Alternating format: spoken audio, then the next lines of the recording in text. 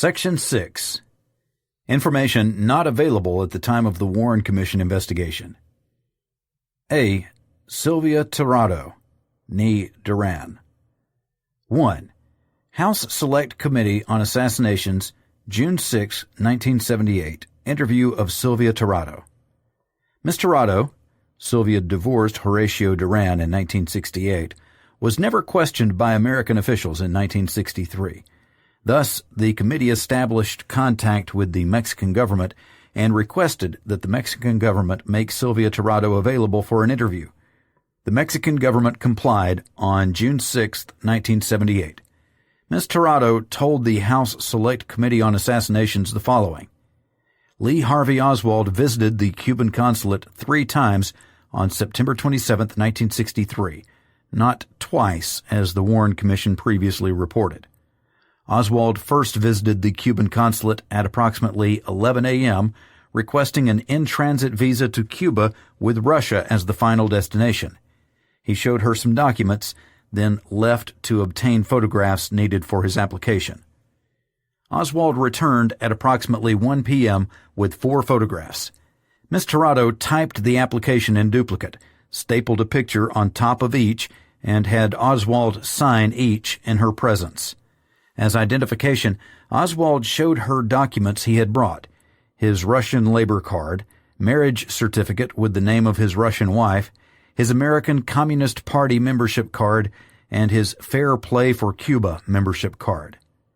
Ms. Tirado found Lee Harvey Oswald's behavior suspicious because normally a communist traveled only with his passport, as belonging to the Communist Party was illegal in Mexico in 1963.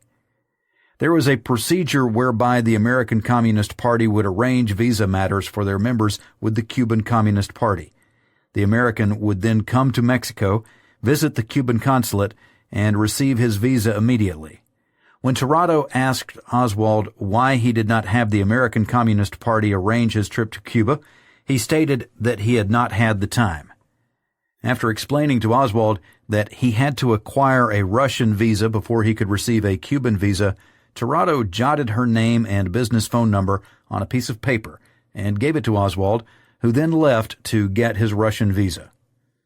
Oswald returned to the Cuban consulate between 5 p.m. and 6 p.m., which was after normal working hours, 10 a.m. to 2 p.m. The guard called Tirado, stating that someone who did not speak Spanish was at the gate inquiring about a visa. As routine procedure, she asked the guard to escort the individual to her office. Oswald told her that he had acquired a Russian visa. Since he did not produce it when asked, she called the Russian consulate. The consul told Duran that Oswald had been to the consulate requesting a visa and had been told that the reply would take approximately 4 months. When she relayed the message to Oswald, he got very excited, insisting that as a person who had been in jail because of the Cuban Revolution, he should receive a visa. Oswald stated that he could not wait that long because his Mexican visa expired in 3 days. At this time, Ms. Tirado informed Consul Eusebio Azcue of the situation. Azcue had been in his private office, which he shared with his upcoming replacement, Alfredo Mirabal. Azcue politely explained the requisites for an in-transit visa to Oswald. When he noticed that Oswald was a stubborn man, he told Oswald that he was obviously not a friend of the Cuban Revolution because he would otherwise understand that Cuba had to be extremely careful with the people it allowed in the country. Azcue and Oswald yelled at each other. Then Azcue went to the door, opened it, and asked Oswald to leave. Oswald did not revisit or telephone the consulate. Ms. Tirado described Lee Harvey Oswald as approximately 5'6", with sparse blonde hair, weighing about 125 pounds. 2. CIA information not available at the time of the Warren Commission investigation. A. Leering 3 allegation.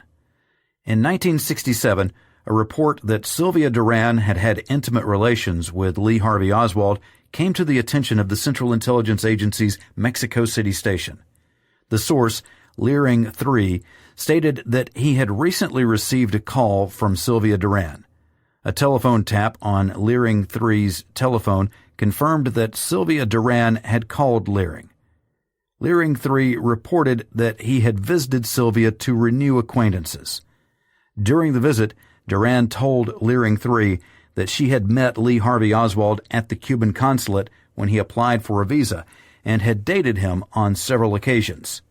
Duran admitted that she had had intimate relations with Oswald, but insisted that she had no idea of his plans. In addition, Duran told Leering 3 that when the news of the assassination became public knowledge, the Mexican government arrested her and, during the interrogation, beat her until she admitted that she had had an affair with Lee Harvey Oswald. Roten counseled Leering 3 against any further contact with Duran because the Cubans or the Mexican police might become suspicious of him. There is no indication in Roten's report as to why contact with Sylvia would make the Cubans suspicious. The CIA Mexico City station reported this information to headquarters. First, that Sylvia Duran had sexual intercourse with Lee Harvey Oswald on several occasions when the latter was in Mexico is probably new, but adds little to the Oswald case. Second, the Mexican police did not report the extent of the Duran-Oswald relationship to this station. In the chronology of the Mexico City investigation of Oswald, Raymond Roca notes, "Why didn't Mexico police give us all info?" This was not the first report of such a relationship between Oswald and Duran. Elena Garrow had reported the same information to Charles Thomas in 1965. That the Mexican government did not disclose all the information in its possession to American authorities raises one of three possibilities. 1. The Mexican government did not want to disclose that one of its citizens had had intimate relations with the assassin of John Kennedy, or 2. Sylvia Duran was a Mexican penetration agent in the Cuban consulate, and the Mexican government was protecting its informant by minimizing her relationship with Oswald, or 3. They forgot, i.e., a pure and simple mistake. B. The possibility that Sylvia Duran was an agent for either American, Mexican, or Cuban intelligence. Since the publication of the Warren Commission report in September 1964, critics have written about the possibility that Sylvia Duran was an intelligence agent for either the Americans, Mexicans, or Cubans. 1. Was Sylvia Duran an agent, asset, or source for Mexican or American intelligence? In an effort to resolve this question, the House Select Committee on Assassinations reviewed the United States Investigative Agency's files on Sylvia Duran. The committee found no evidence in this file review that Sylvia Duran was either an American or Mexican intelligence agent. In addition, the committee has interviewed most of the Mexico City station employees about the possibility. Only David Phillips, chief of covert action and the Cuban section in the Mexico City station in 1963, a position which made him very knowledgeable, considered that Duran was possibly an agent or source. Mr. Phillips stated that, at one time, the agency pitched almost everyone at the Cuban embassy. Mr. Phillips stated that he had first heard Duran's name from the telephone intercept transcripts. But Mr. Phillips asserted that the CIA had no interest in Miss Duran because she wasn't friendly with anyone. Mr. Phillips had previously mentioned the CIA Mexico City station's interest in recruiting a former Cuban ambassador to Mexico named Lechuga. Mr. Phillips was shown a memorandum written by W. David Slauson of the Warren Commission staff regarding a trip to Mexico by Warren Commission staff members, which said, quote, Mr. Scott's, chief of the CIA station in Mexico City, narrative disclosed that the CIA's action immediately after the assassination consisted basically of alerting all its confidential sources of information throughout Mexico to immediately channel all information into their headquarters, and of compiling as complete dossiers as possible on Oswald and everyone else throughout Mexico who at that time the CIA knew had had some contact with Oswald. This meant especially Sylvia Duran, who, because she had previously been having an affair with Lechuga, the former Cuban ambassador to Mexico, and presently the Cuban representative at the United Nations, had previously been of substantial interest to the CIA. End quote. Mr. Phillips was surprised by this and stated that no one let me in on this operation. But Mr. Phillips added that he doubted that Duran would have been pitched because the station could not identify any of her weaknesses. The committee staff members then told Mr. Phillips about the reporting on file concerning Miss Duran from one of the station's penetration agents, redacted, at the Cuban embassy.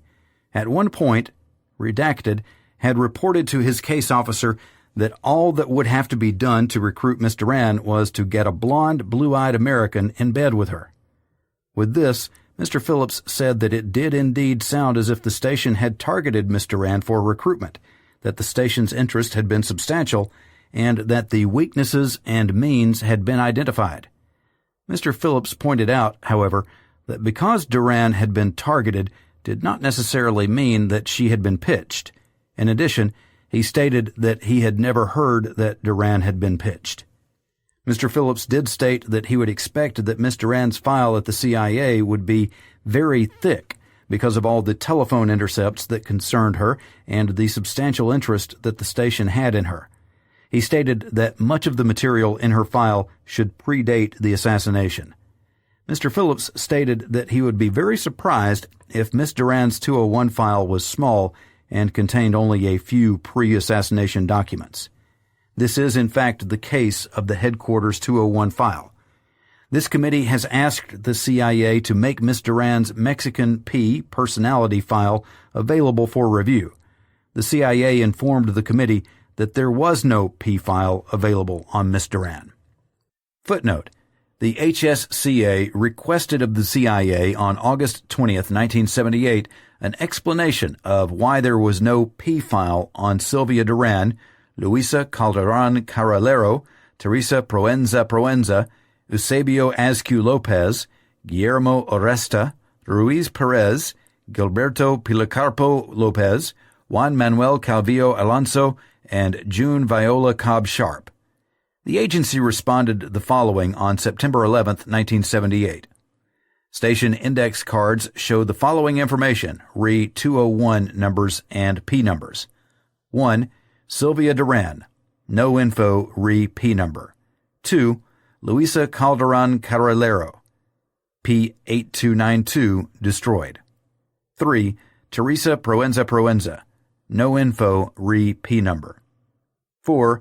Eusebio Azcu Lopez. P6613, destroyed.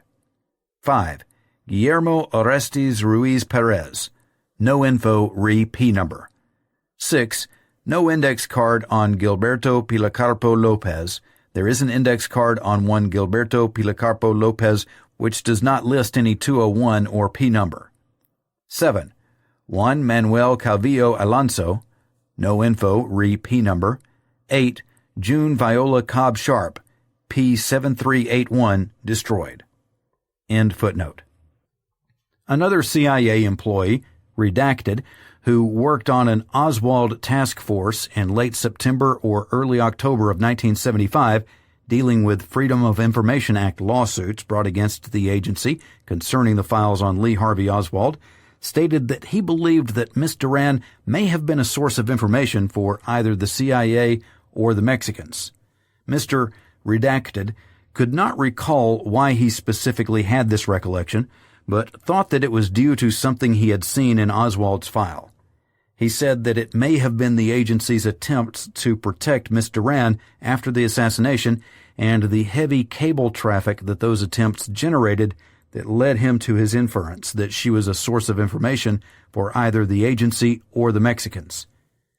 Despite Leering 3's case officers asking Leering 3 not to recontact Miss Duran, Mr. Phillips's statements and Redacted's hazy recollections, the committee cannot definitely resolve whether Sylvia Duran was a Mexican or American intelligence agent or source.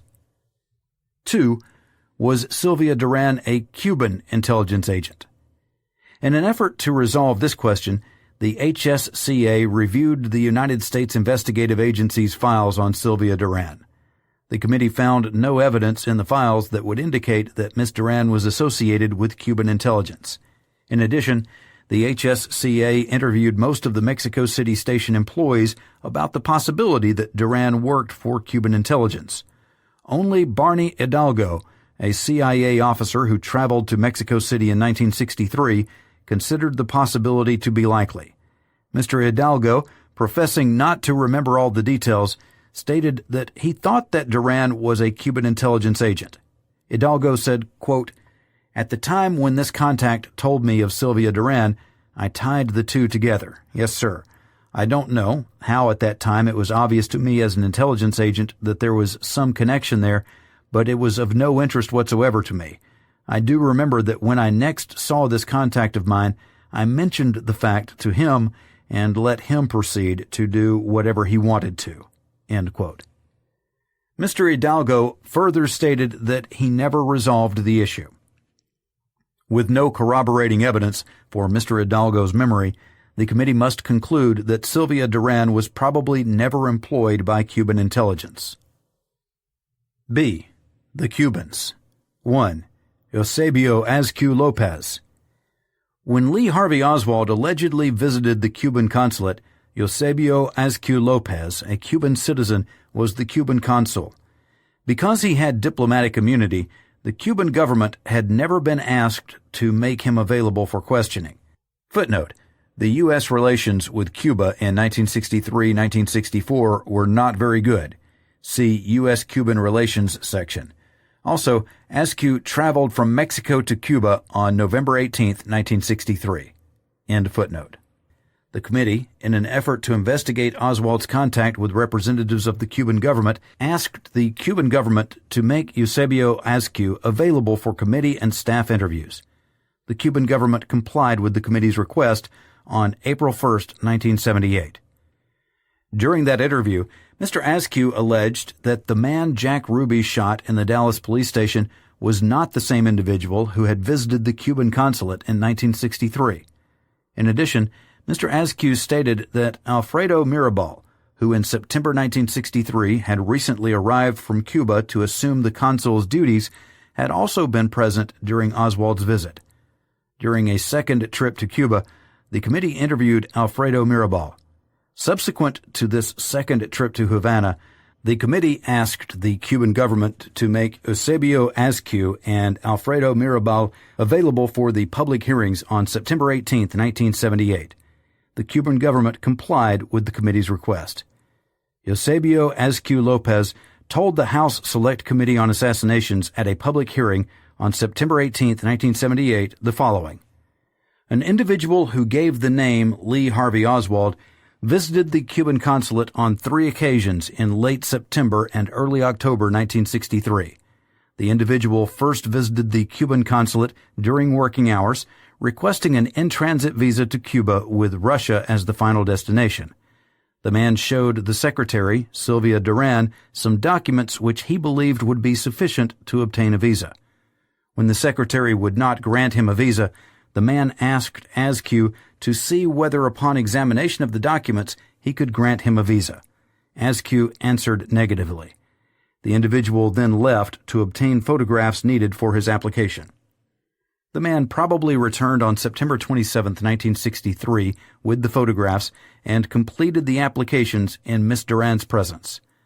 As the amount of time required to process this document could have taken as long as 20 days, or the response could have been negative, Azcu told the man that he could grant him an in-transit visa to Cuba without consulting his government if he had a Russian visa.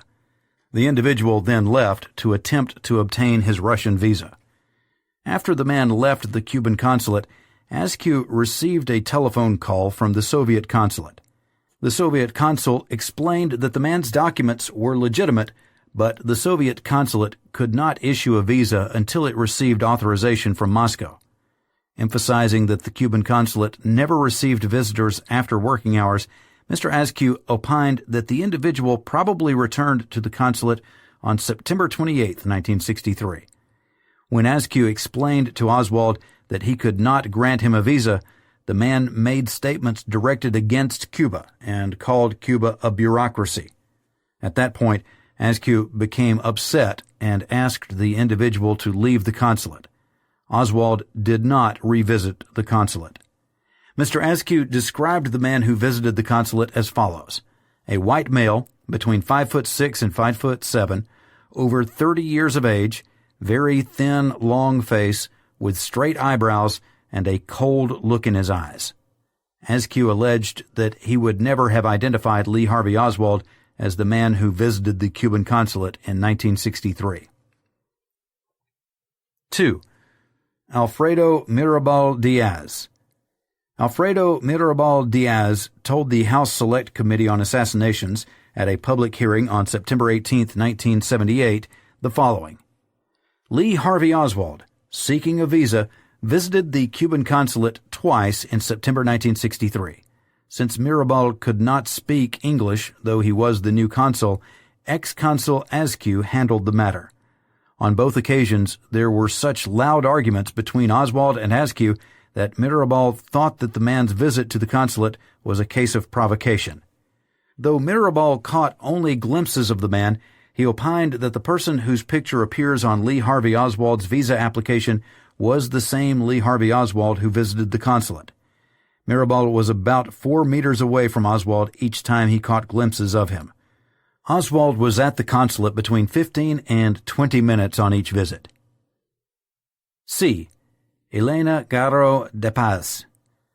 On October 5, 1964, 11 days after the publication of the Warren Commission report, Elena Garrow de Paz's story alleging Lee Harvey Oswald's presence at a party in Mexico City attended by Cuban government personnel came to the attention of the Central Intelligence Agency. 1. Elena's story as reported October 5, 1964.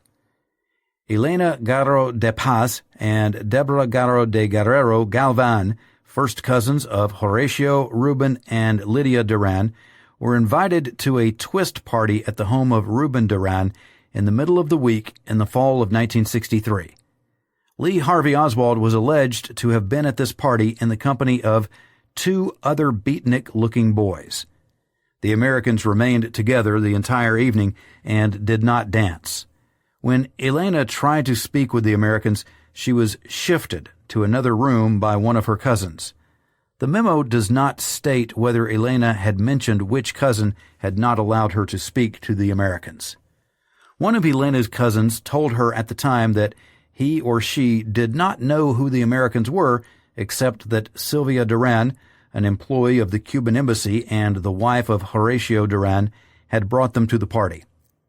The day after the party, Elena and Deba saw the 3 Americans on the Insurgentes, a main avenue in Mexico City. The Garrows claimed that they had recognized Oswald's photograph when it was published after the assassination. Sylvia Duran's arrest underlined the Garrows' certainty that the man had been Lee Harvey Oswald. The source of the memo was a witting Central Intelligence Agency asset known by the cryptonym Lie Cookie 1, whom the committee identified as June Cobb Sharp while reviewing the Lie Cookie file. According to Elena, Miss Cobb was sent to her house shortly after the assassination for a few days by a mutual friend, a Costa Rican writer named Eunice Odio. Miss Garrow asserted that while at her house, Miss Cobb expressed interest in the Kennedy assassination. One night, Elena's sister Deba, who was visiting, got drunk and told the whole story. Claiming to be a CIA agent, Cobb suggested that Elena and Deba go to Texas to tell their story. Elena stated that when Cobb's suggestion was rejected, Cobb stated that she would arrange a meeting with the CIA station chief. The meeting did not occur because Miss Cobb was asked to leave the Garrow house, evidently because she kicked Elena's cat.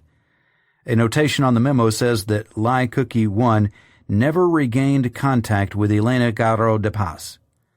The Lie Cookie memo was not inserted in either the Elena Garrow or Lee Harvey Oswald P. personality file, but in a local leftist and Cuban project file. The committee learned about the memo from WX7241, a chronological history of the Oswald case prepared by Raymond Roca for the CIA in 1967. The memo was found in December 1965 by Stanley Watson. A marginal notation on WX7241 says, "Why was this not sent to headquarters?" The committee has been able to determine that the memo was forwarded to headquarters shortly thereafter. 2. October 12, 1964. CIA memo for the record.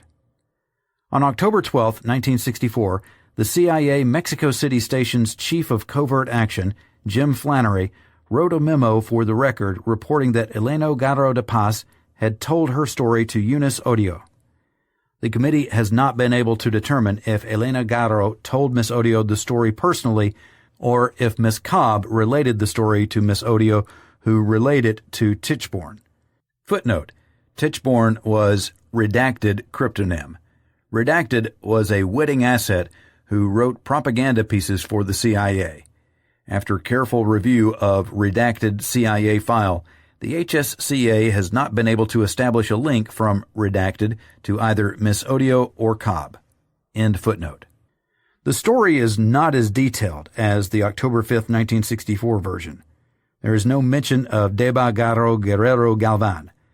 The story, perhaps because it is third-hand, differs from the previous story in two areas. It states that the party was at the Cuban embassy, as opposed to Ruben Duran's, and that Elena talked to a Cuban embassy official instead of her cousins about the three Americans. Attached to the memo was a note from Flannery to the Chief of Station, Winston Scott, which read, "Do you want me to send the gist of this to headquarters?" Scott then noted that the memo should be filed. The file indications show that the memo went into the Oswald P file and the Elena Garrow P file. 3. November 24, 1964, Cia Informant Report. On November 24, 1964, a Central Intelligence Agency agent reported information derived from an asset, Lycant 1. Footnote: While reviewing Lycant 1's file, the committee determined that the CIA asset's true name was Manuel Calvillo, who Elena claimed escorted her and her daughter to the Vermont Hotel for protection the day following JFK's assassination. End footnote. The agent asserted that June Cobb was an American communist who rented a room from Elena Garrow. In addition, the informant claimed that Elena had also told her story to an American official at the embassy who claimed to represent the Warren Commission. The Chief of Station noted that he had asked Lycant 1 to pursue the story, but there is no indication that the Chief of Station followed through with the request. 4. November 24, 1964. Elena Garrow meeting with Mexico City legal attaché officers. Elena and her daughter reported their story to the Mexico City legal attaché on November 24, 1964. The legal attaché in 1964 was Clark Anderson. They recounted the same story previously given to June Cobb Sharp in October 1964. Elena gave the date of the party as September 30th, October 1st, or October 2nd, 1963. The agent who wrote the report noted that Lee Harvey Oswald could not have been identical with the American allegedly observed by Mrs. Paz at the party if this party were held on the evening of October 1st or October 2nd, 1963. Footnote: FBI investigation of President Kennedy's assassination had established that Lee Harvey Oswald had departed Mexico City by bus at 8:30 a.m. on October 2nd, 1963. Elena Insurgente. End footnote. Elena was questioned regarding the identity of other persons attending the party at the Ruben Duran home who might have been in a position to observe the three Americans. Elena stated that in the course of the party, her daughter met a young man named Alejandro at the party and danced with him. He was apparently quite smitten with the daughter and tried to call her on several occasions after the party. The daughter did not take the calls, and as a result, Alejandro wrote several letters to the daughter. Miss Garrow exhibited two of the letters, as well as a business card which identified the young man as Ario Alejandro Labanini Stenias. The letter which Miss Garrow said was the first written by the young man to her daughter bore the date September 1st, 1963, and the Mexico City Post Office postmark dated September 2nd, 1963. When this was pointed out to Miss Garrow, she commented that the communists probably had facilities for falsifying postmarks. To investigate Ms. Garrow's story further, representatives from the legal attache's office interviewed Ario Alejandro Lavanini Stenius on November 27, 1964.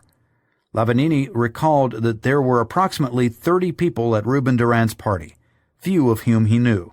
He recalled having met a Mexican girl who had recently returned from living in France.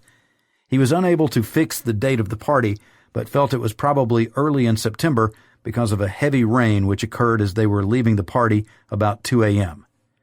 Lavanini said that no Americans were present at this party.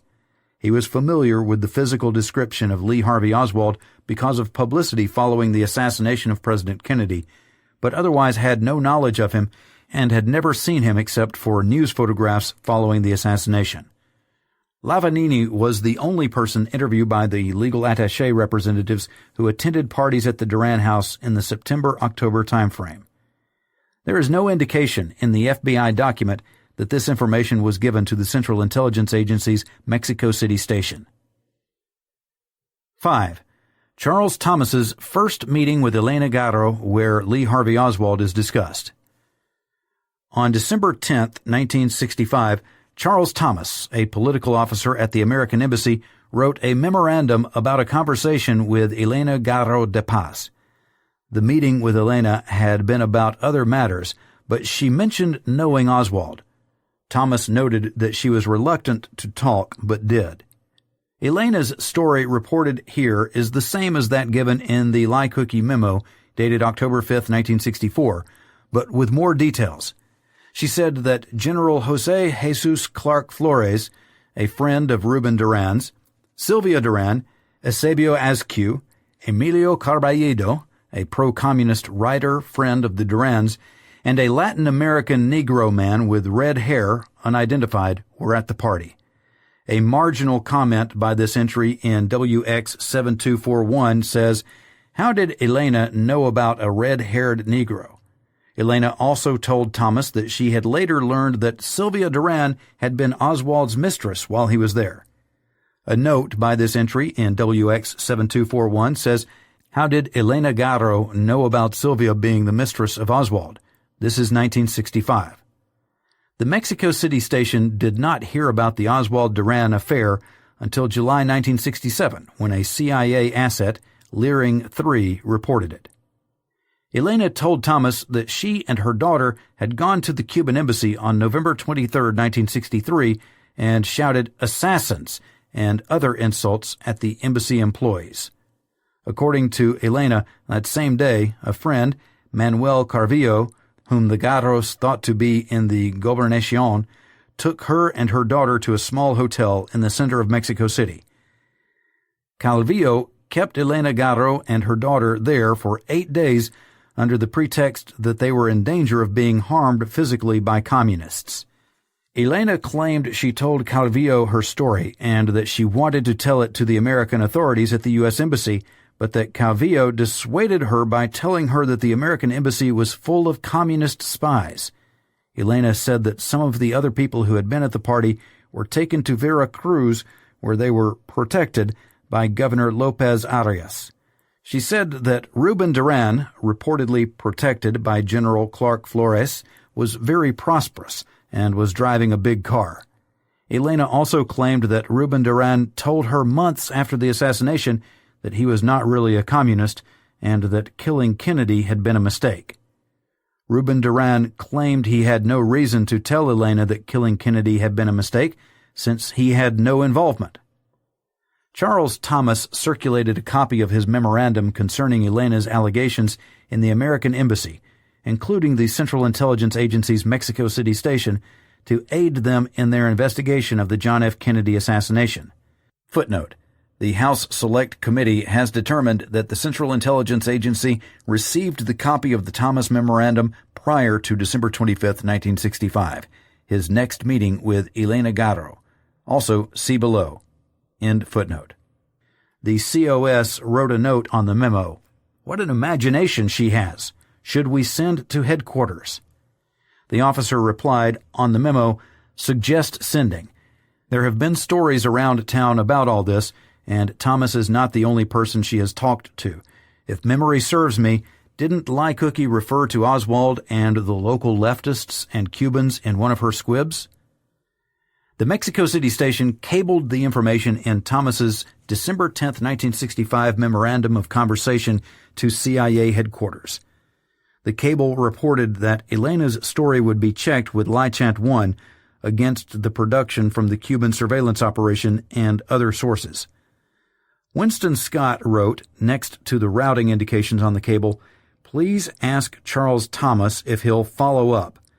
Get questions from Ann E. Please let's discuss. Thanks."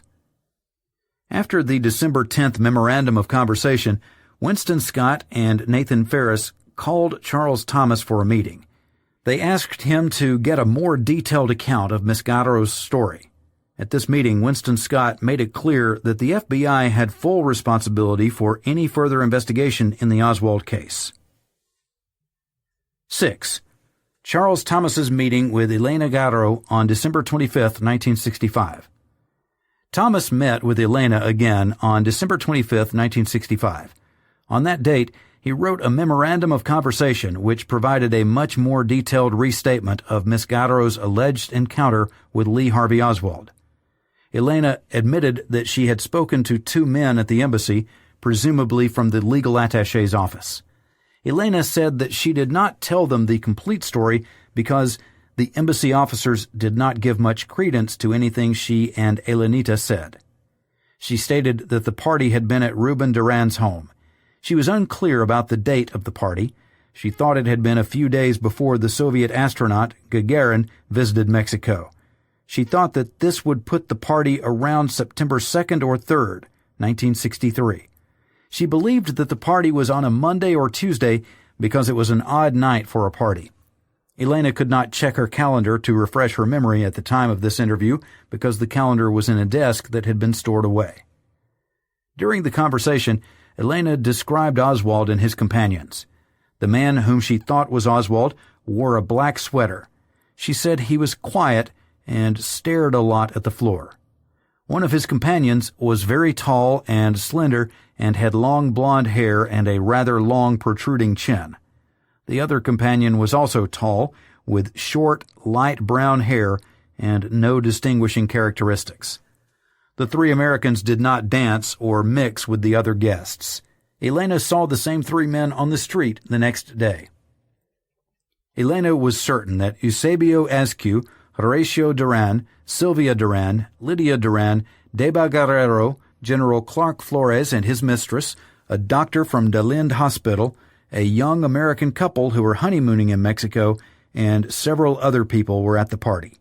She said that Ricardo Guerra, who she claimed converted Horatio Duran to communism, and his wife, Rosario Castellanos, were supposed to be at the party, but did not attend.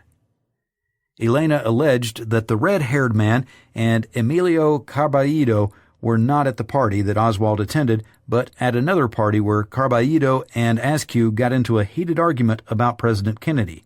Quote, "They came to the conclusion that the only solution was to kill him." Unquote. Elena was not clear on whether this party was before or after the party where she met Oswald. Eusebio Askew stated that this conversation never occurred. Elena reiterated that the incident at the Cuban embassy, where she and her daughter shouted "assassins," etc. at the embassy employees, occurred on November 23rd at or about 3 p.m. Elena and Elenita were driven to the Cuban embassy by Elena's brother, who was embarrassed by their behavior. This occurred before they had seen photographs of Oswald. Miss Garrow claimed that later in the day she and Elenita were visited by Manuel Cavillo, who told them that they were in serious danger from the communists and that he would take them to a small hotel where they would be safe for a few days. Elena said she trusted and believed Cavillo because he was a known undercover agent for the Mexico government. He was also a friend of Noé Palomares and of President Gustavo Díaz Ordaz. Cavillo also told Elena and her daughter that Sylvia Duran had been arrested.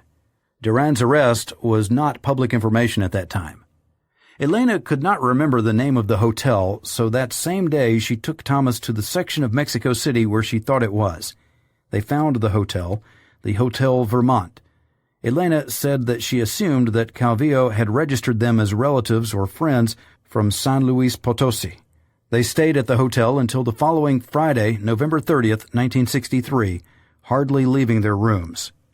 Elena claimed that while she and Elenita were at the hotel, they saw the photos of Oswald and realized that he had been the man at Ruben Duran's party. When Calvillo visited them at the hotel, Elena told him that she wanted to report her story, which she related to Calvillo, to the American Embassy. Calvillo, however, dissuaded her by saying that the American Embassy was full of communists. Elena stated that when she returned home, guards were posted outside her house. Elena alleged that after she returned home, she saw her sister, Deba Guerrero, who had independently come to the conclusion that Lee Harvey Oswald had been at Ruben Duran's party. Deba was terrified because approximately 2 months after the assassination, 2 communists personally warned her never to reveal that she had been to a party with Oswald. Deba, consequently, would not accompany Elena to the American Embassy to tell her story on November 24, 1964. Elena stated that it was common knowledge that Sylvia had been Oswald's mistress. When asked who could verify the allegation, she could only remember one person who had told her this. Elena claimed that person was Victor Rico Galan, a pro-Castro journalist. See Section 6A 2A above. Subsequent to December 25, 1965, Elena found her calendar and reconstructed the date of the party as late September and not early September.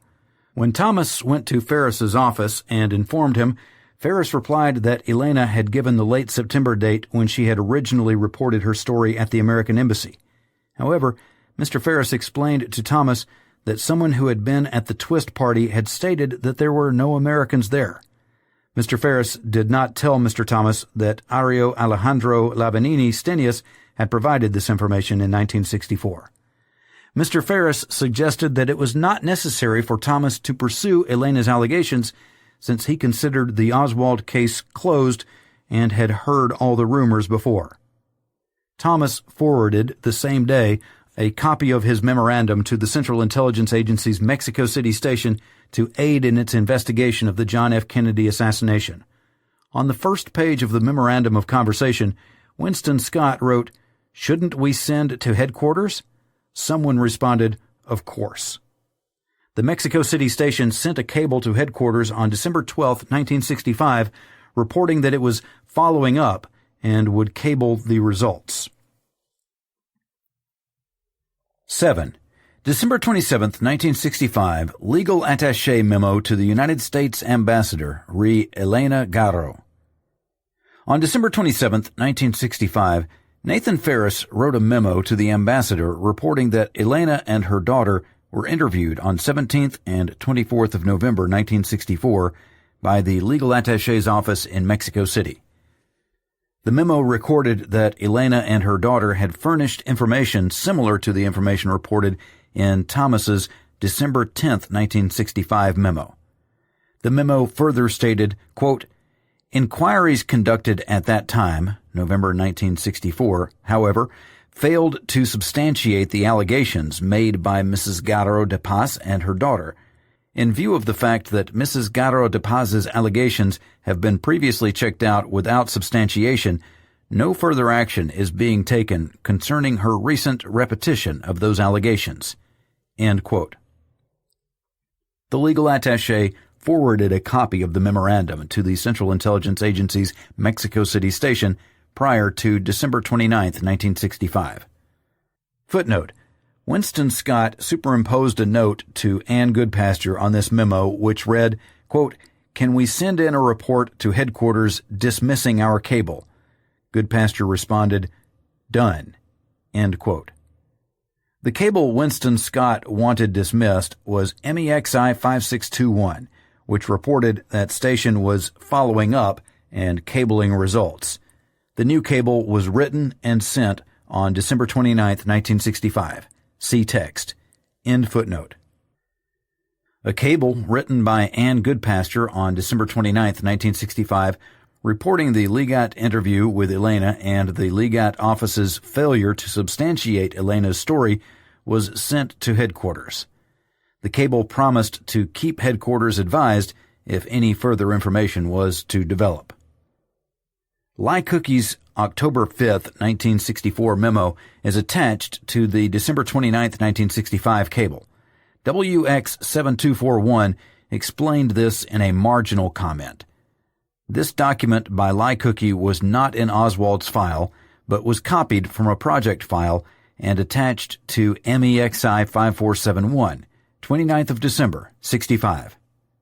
A note stapled to this cable by Alan White stated, "I don't know what FBI did in November 1964, but the Garrows have been talking about this for a long time, and she is said to be extremely bright." Ann Goodpasture wrote that the FBI had found Elena's allegations unsubstantiated, but that "we will try to confirm or refute Ms. Garrow de Paz's information and follow up." Wynne Scott wrote, "She is also nuts." 8. CIA investigation of Elena's allegation that she created a disturbance at the Cuban embassy on November 23, 1963. On February 3, 1966, Ann Goodpasture forwarded Thomas's December 25, 1965 memo to the Cuban section at the Mexico City station, with an attached note asking the section to check whether Elena was seen creating such a disturbance as they claimed in front of the Cuban embassy.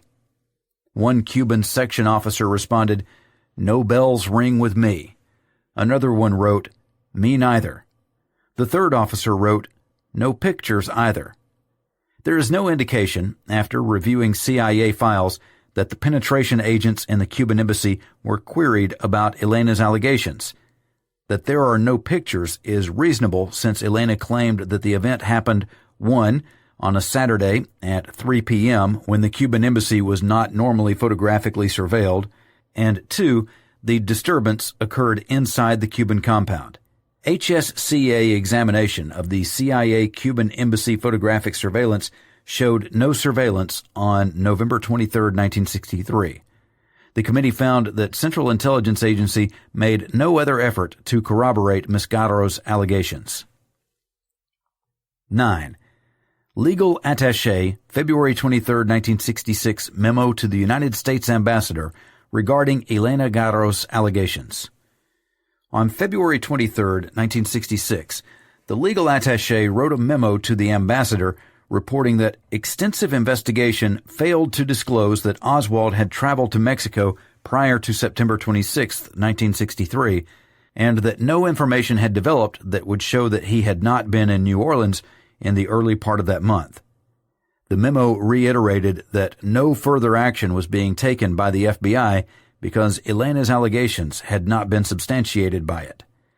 The legal attaché forwarded a copy of this memo to the Central Intelligence Agency's Mexico City station. A marginal comment made by Raymond Roca next to this entry in WX7241 says, "How can it be ascertained that Oswald did not travel to Mexico prior to early September 1963? There must be some basis for Elena's reporting." 10. Legal attaché memo to Winston Scott re Elena's allegation that she had stayed at the Hotel Vermont from the day after the assassination until November 30, 1963. On October 13, 1966, the legal attaché wrote a memo to Wynne Scott reporting that a reliable confidential informant had reported that the records of the Hotel Vermont disclosed that one Elena Paz, housewife from San Luis Potosi, had registered at the Hotel Vermont on November 23, 1963. She left on November 30, 1963. The memo said, "The above individual may or may not be identical with Elena Garrow de Paz." The House Select Committee on Assassinations has been unable to determine why the Central Intelligence Agency and the Federal Bureau of Investigations waited until 1966 to investigate this aspect of Elena's story. Charles Thomas's December 25, 1965 memo stating she and her daughter did not personally register at the hotel, she thinks Calvillo registered them as relatives or friends of his from San Luis Potosi, corroborates Elena Garrow's presence at the Hotel Vermont. The entry for the October 13, 1966 Legat Memo in WX 7241 bore the notation, "This is what Elena claimed, and no one would believe her." 11. Charles Thomas's September 30, 1969 letter to State Department and legal attache's response. No further report on Elena's story was generated until 1969, when Charles Thomas was selected out of the United States Foreign Service. At that time, he wrote a memorandum to the Secretary of State, which included a cover letter stating, "Since I was the embassy officer in Mexico who acquired this intelligence information, I feel a responsibility for seeing it through to its final evaluation." Charles Thomas's memorandum stated that he got no reaction from Nathan Ferris and Winston Scott regarding his memorandum of December 25, 1965. In addition, Thomas wrote that the only person to speak to him about the December 25, 1965 memorandum, Clarence Boonstra, told him that Oswald had not been in Mexico on the date given for the party. Thomas noted that even when he reiterated that Elena had not changed her story, but rather that she had now given a more detailed account, Boonstra stated that the date was wrong and dismissed the entire affair. One of the Mexico City Legat officers, Nathan Ferris, in reply to Thomas's letter and memorandum, asserted that Thomas's office had been advised by memoranda dated December 27, 1965, and February 23, 1966, that since Elena Garrow's allegations had previously been investigated without substantiation, no further action was being taken concerning her recent repetition of those allegations. In its report, the Legat's office concluded that either the Counselor for Political Affairs did not route the memoranda to Charles Thomas, or that Thomas did not recall receiving them.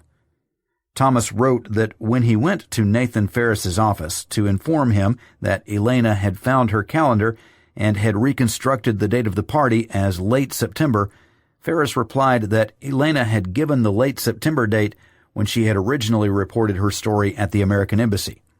Thomas noted that Ferris explained that someone who had been at the party had stated that there had not been any Americans in attendance.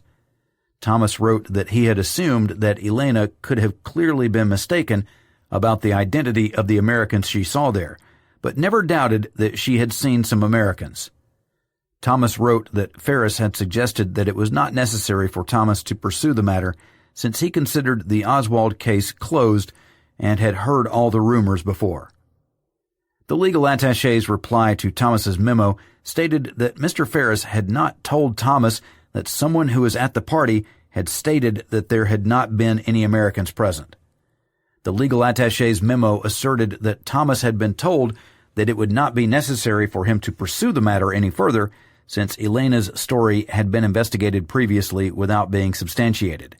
In addition, the memo stated that Thomas had been told that Elena's story was considered a closed issue, not that the Oswald case was closed.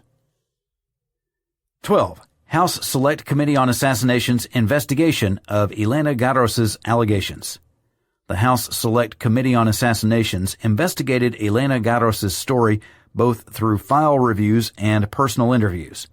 The committee requested and reviewed the CIA's, FBI's, and State Department's files on Elena Garrow de Paz, Elenita Garrow de Paz, Manuel Calvillo, Noe W. Palomares, June Cobb Sharp, Victor Rico Galan, Eunice Odio, Sylvia Duran, Lydia Duran, Ruben Duran, Betty Serratos, Horatio Duran, Eusebio Azcu, and Emilio Carballido.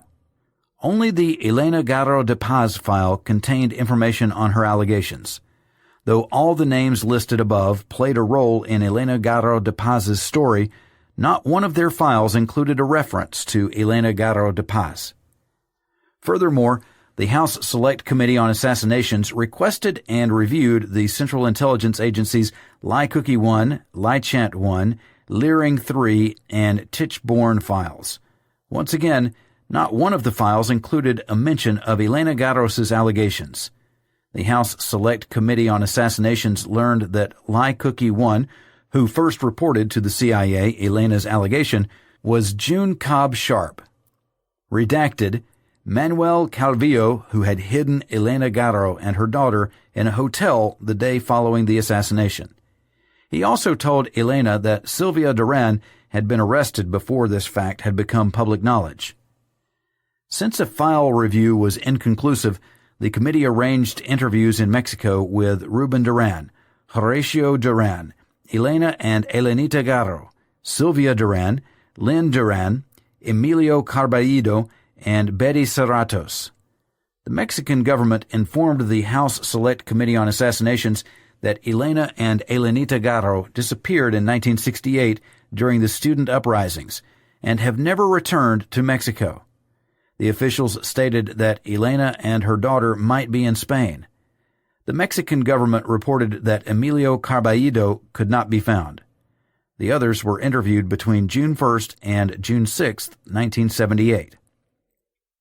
Betty Serratos, Lydia Duran, Ruben Duran, and Horacio Duran all stated that Elena was not the dancing type and therefore did not attend any of the twist parties at the Duran homes.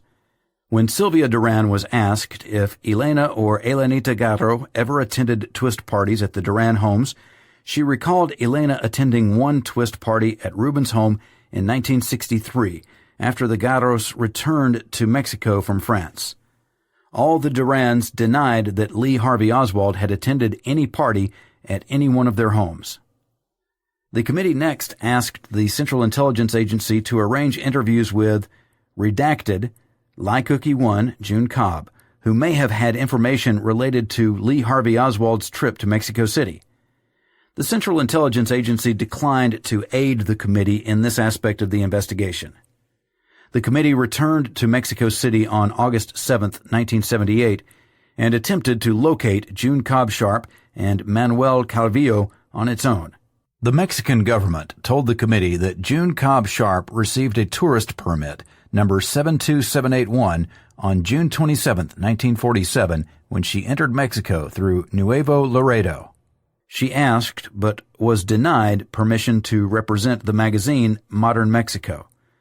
On June 21, 1948, she received a courtesy permit, number 25556. Furthermore, the Mexican government explained that she disappeared in 1954 and never returned to Mexico. The committee believes that this information is incorrect. According to Ms. Cobb's CIA file, she worked for the agency as an asset in Mexico from 1961 through 1966. Elena also stated that Ms. Cobb resided at her home in 1964. The Mexican government told the committee that Manuel Calvillo did not live at Cuauhtémoc 877-5 as the committee had informed it. The Mexican government's agent in charge had spoken to the superintendent at the apartments at which Manuel Calvillo was believed to reside and was informed by the superintendent, who had worked at the apartments for 25 years, said that no Manuel Calvillo had ever resided there. When committee staffers gave the Mexican government Calvillo's pen name, the Mexicans gave the same answers. The committee believes that there is a possibility that Mr. Calvillo lived at this address since it acquired the address from a recent CIA document. The committee believes that there is a possibility that a U.S. government agency requested the Mexican government to refrain from aiding the committee with this aspect of its work. See Procedural Write-Up, Trip 2, Mexico City, and Section 7C below. The committee made every attempt possible to locate Elena. On July 7, 1978, the committee telephoned her publisher, Mortiz, in Mexico City and inquired about Elena's whereabouts. The publisher stated that Miss Garrow was living in the Hotel SACE in Madrid, Spain. The committee telephoned the Hotel SACE in Spain and spoke to the manager, who told him that Miss Garrow had moved.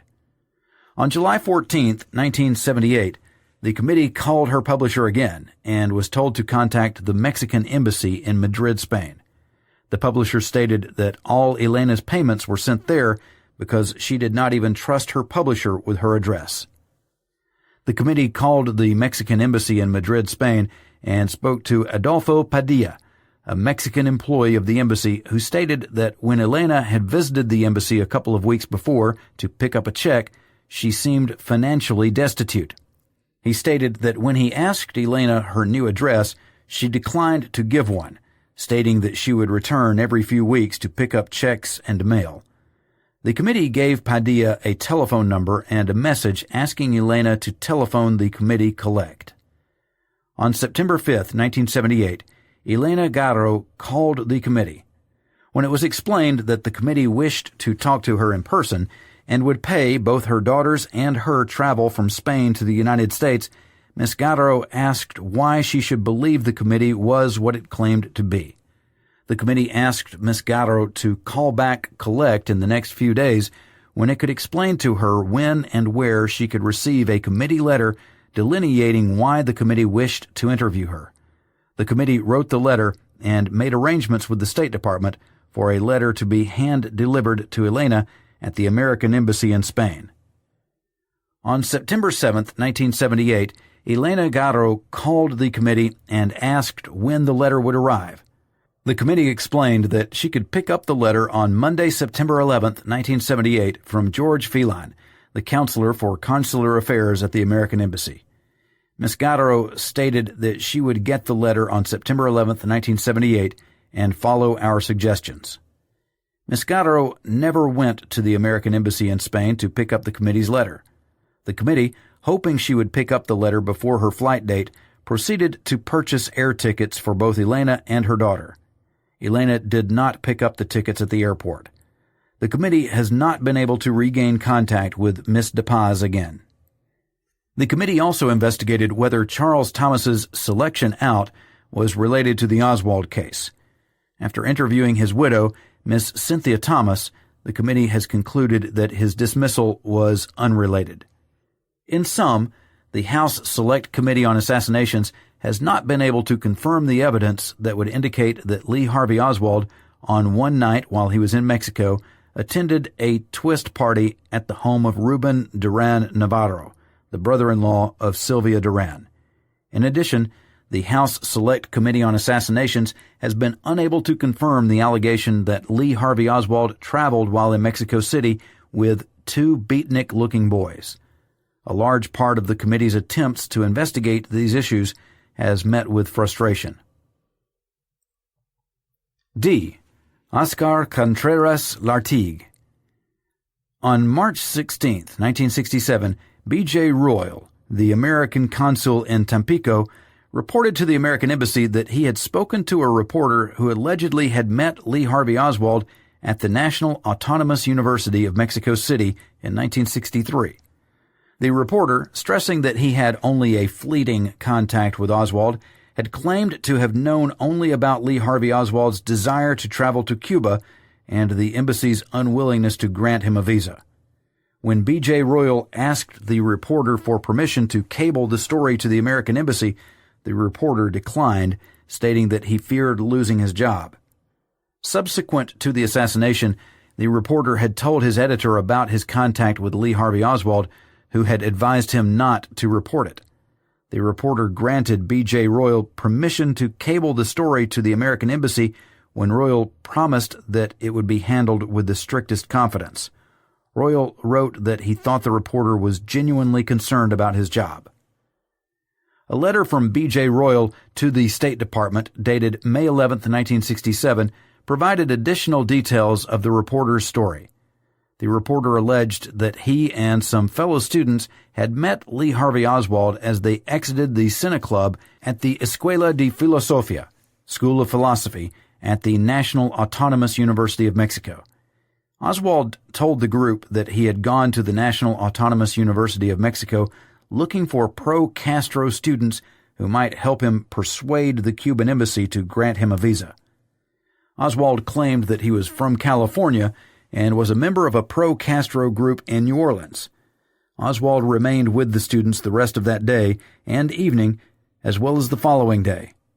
The reporter described Oswald as a strange and introverted individual who spoke very little Spanish. The State Department forwarded a copy of Royal's letter to the Central Intelligence Agency.